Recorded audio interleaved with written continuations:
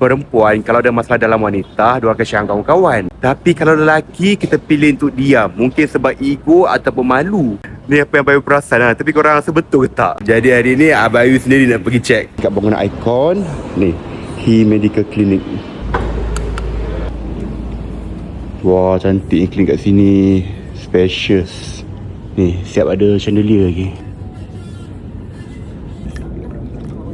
Abayu design untuk cek hari ni sebab tak kira perempuan atau lelaki, masalah kesihatan dalaman ni sangat penting. Aaron Aziz.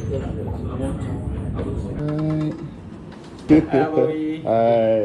Alright, apa boleh saya bantu untuk berkenaan dengan ED atau kita panggil erectile dysfunction? Kalau bahasa mudahnya kita panggil mati pucuk lah. Biasanya mati pucuk ni orang menganggap alat kemaluan atau zakar ni langsung tak boleh naik. Tapi it's not that. ED ni adalah bermaksud you tak boleh nak achieve erection ataupun tak boleh maintain erection you. Dia boleh jadi walaupun you masih muda ataupun you dah meningkat usia pun boleh jadi.